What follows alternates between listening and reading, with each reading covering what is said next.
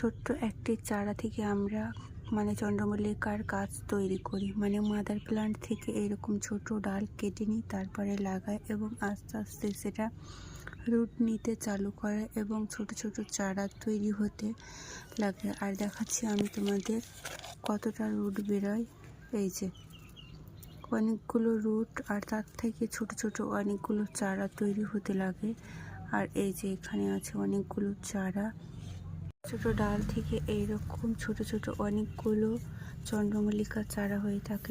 ছোট ছোট ডাল আমরা যেখানে লাগিয়ে থাকি এবং সেই ডাল থেকে আসানিতে চারা তৈরি হয়ে যায়।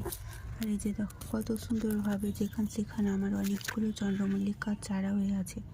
তোমরা এইভাবে তোমাদের বাড়িতে আসানিতে চারা তৈরি করতে পারবা। আস্তে আস্তে এইভাবে গাছটা বড় হতে থাকে। কত সুন্দরভাবে দেখো আস্তে আস্তে বড় হচ্ছে। এটাকে আমি পিঞ্চিং করতে থাকবো যাতে বেশি ডাল পাওয়া যায়, আর বেশি ডাল পাওয়া গেলে বেশি ফুল পাওয়া যাবে, তার জন্য। আমার ছোট্ট গাছে ফুলের কুড়ি চলে এসছে চন্দ্রমল্লিকার। এই যে এটা একদম ছোট চারা, কিন্তু এখানে বেশি ফুলের কুড়ি নেই, একদম 3-4টে ফুলের কুড়ি আছে। এরকম করে আমি সেখানে গাছের ডাল রেখে দিই, চন্দ্রমল্লিকার গাছের ডাল রেখেছি। দেখো এটা একটা ছোট গাছ।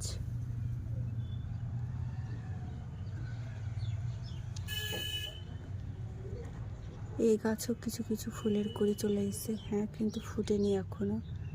এই যে একটা ডালে 3টে করে ফুলের কুড়ি আছে, অসাধারণ লাগছে দেখতে। আর একটা গাছ নিচে অব্দি ফুলের কুড়ি এসছে, আর অনেকগুলো ফুলের কুড়ি আছে। এই যে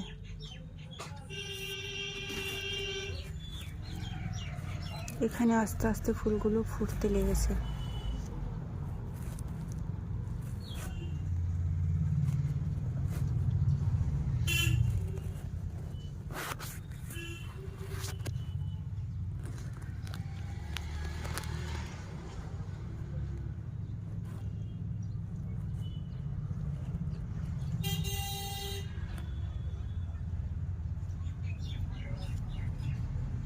সম্পূর্ণ ফুলটা ফুটেনি।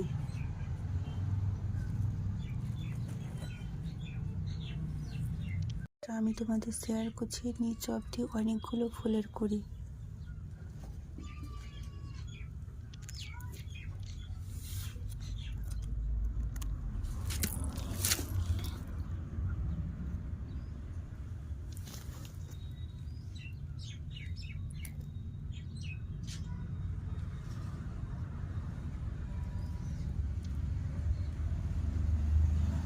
এখানে অনেকগুলো ফুলের কুড়ি এসছে, কিন্তু এখনো অবধি একটা তো ফুল ধরেনি।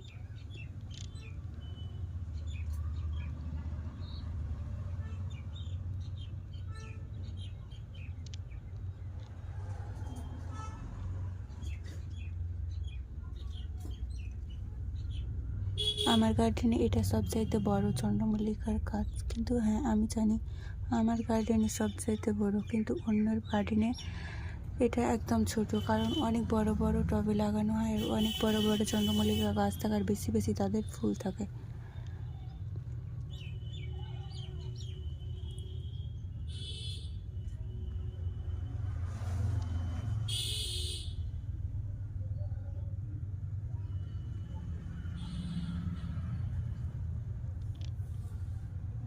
এখানে আমার আর একটা গাছ।